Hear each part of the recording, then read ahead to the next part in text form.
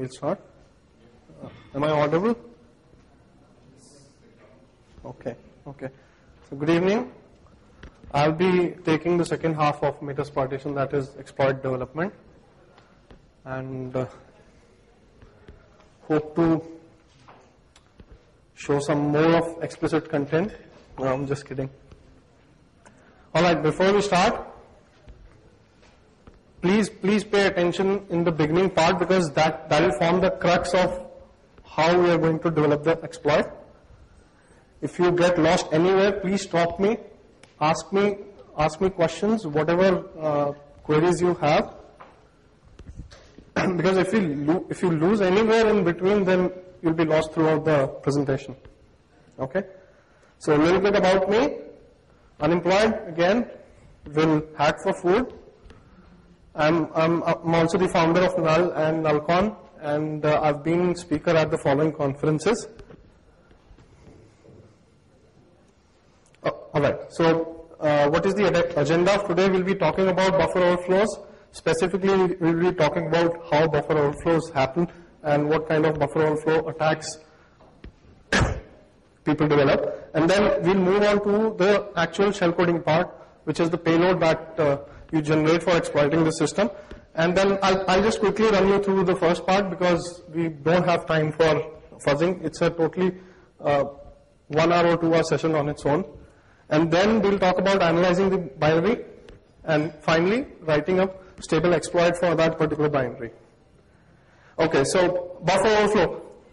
How many of you are C programmers here? Okay, cool. How many assembly programmers? 1, good. 2, good. 3, good. Okay. So buffer overflow starts with, okay, so C programmers, can you tell me something about buffer overflows? We have some data declared on the stack. Okay. And input validation is not done. Data gets overridden on the stack. Okay, so partly true, and that is what we are going to talk about. Buffer overflow basically means overflow of any kind of buffer, whether it's on stack, heap, or in the data section, BSS section, wherever. If you don't take care of, doing the bounds checking, you might overflow the data based on whatever input you are getting. So the basic problem in buffer overflow or any other type of exploitation is input data. And practically, can you have a program that runs on its own, does not take any input and does not give any output? Is there any use of that kind of a program? No. So a program has to take some input and give you some processed output. And this is where the problem starts, because the program trusts the input data. Okay? So this input data can be in form of somebody giving a file to a program, or giving data over the wire, or any kind of input. Okay?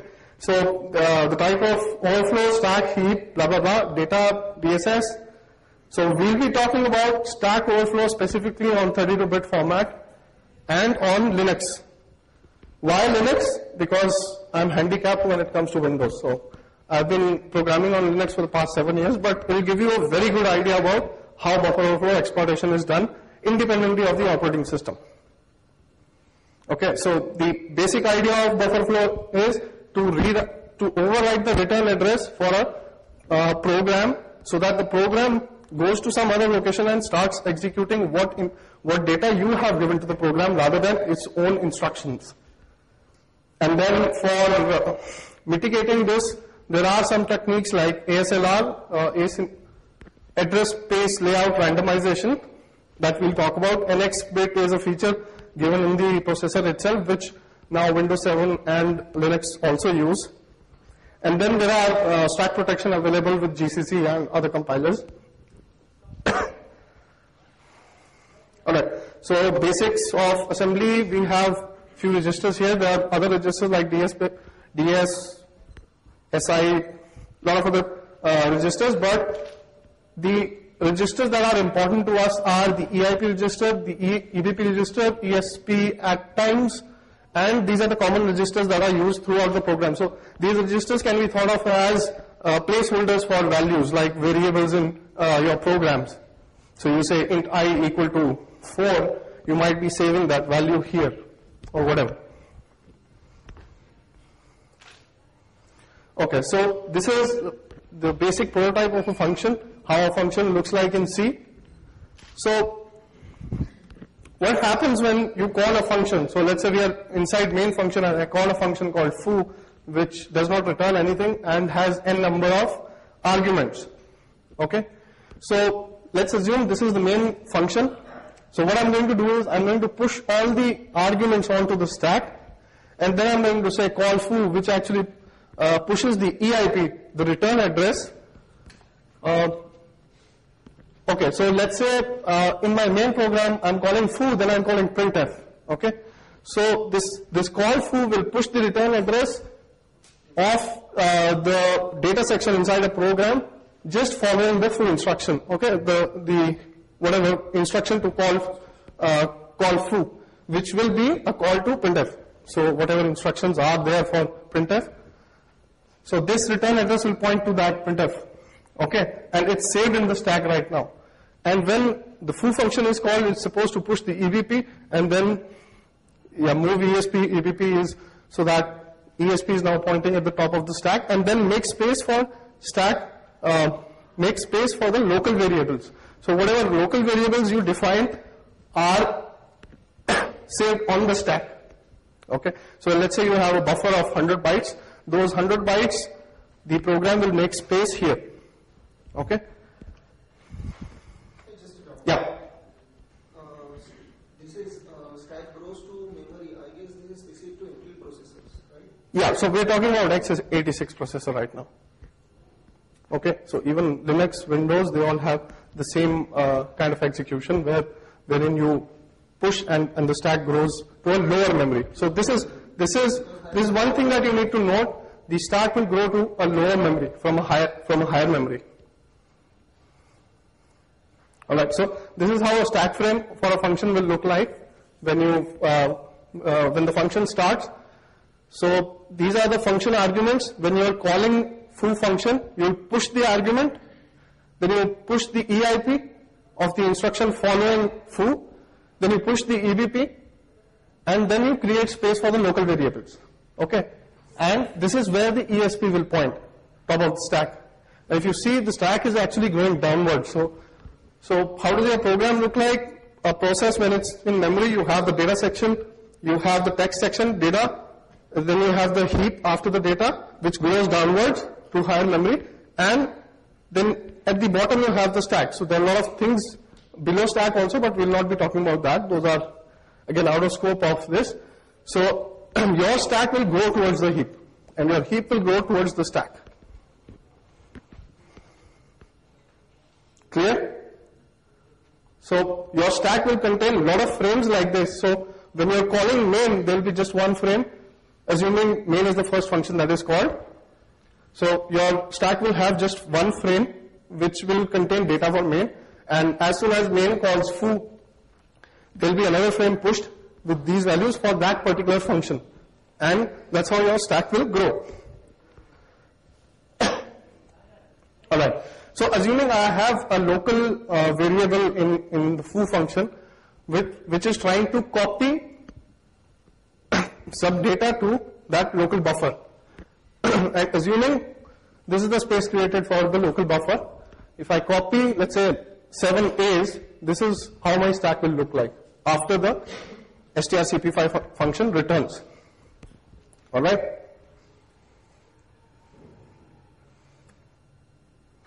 Okay, before this, so this is the EBP, whatever address, and this is the EIP. So this EIP will come into picture when this function foo returns. The OS will, or the execution environment will take the program to this instruction, which is inside the text section of the program. Now let's say we copy more data into that buffer. What is going to happen is, I'm going to override the EBP, and then following I'm going to override the EIP. Now what will happen is, when my function will return from this place, this program will crash. because you go to this instruction which does not have any specific text to read from and execute instruction. So it will generate a segmentation fault. Now let's say I copied this stuff onto the stack. So what I've done effectively is I've overwritten the local variables and I've copied some memory location, random memory location, C0, C0, C0, C0, which may point somewhere into the heap. Okay? Now once I have this information, all I need to do is just override this part with the address of this place, directly or indirectly. Because I know whatever payload I am sending or whatever data I am giving to the program is going to land up here. Okay? And this is the place where I need to start my execution. Alright, so is that clear till now? Any confusions? You with me? Alright, so the main motive for exploiting buffer overflow would be, the first step would be to override the EIP with a specific location which will point to my input data, and then force return to the supplied data directly or indirectly, which I will come to. And then the data that I've given is a series of instructions, machine instructions for that particular operating system. Okay. So what is shellcode? Shellcode, also known as payload in Metasploit, is just a piece of code or binary instructions that are that do specific action independent of the type of exploit or the vulnerability. So shellcode can be anything. Since it's a part of a program, I would like to code any kind of exploit that I want to. Let's say I want to create a directory inside temp, and then I want to download FTP server onto that. So that becomes one shellcode. I want to start a listener that will listen on port 10,000, that's another shellcode. So that depends on what I want to do. And then Metasploit has a lot of payloads, so it gives you a utility MSF payload where you can generate payloads for whatever exploits you want to create. So you don't have to actually go and code assembly to create a particular shellcode. So, and it's sufficiently good. You have a lot of payloads. So most of the times, all you need is either a TCP listener or a reverse connection back to your machine. All right. So shellcode, basic shellcode is this, which I'll be talking about. This is. Can anybody tell me what this code is trying to do?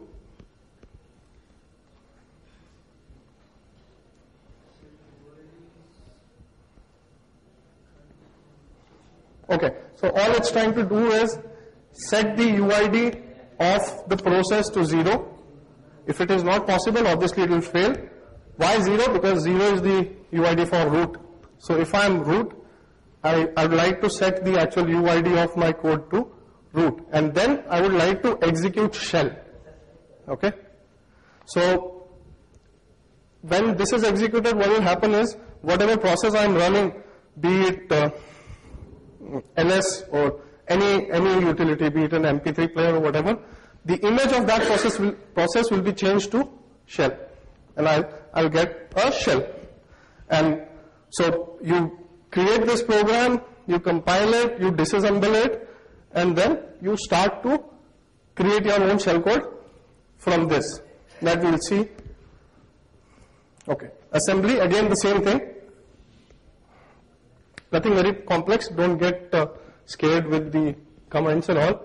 All it's trying to do is call the SUID function with the 0 value and then call execv. So if you see in Linux, if you want to call, if you want to make a system call, you need to give the instruction interrupt 80. Okay, and prior to giving that instruction, you need to put you need to create the arguments for that program. And they are stored in the registers EAX, EBX, ECX, EDX, ESI, EDI.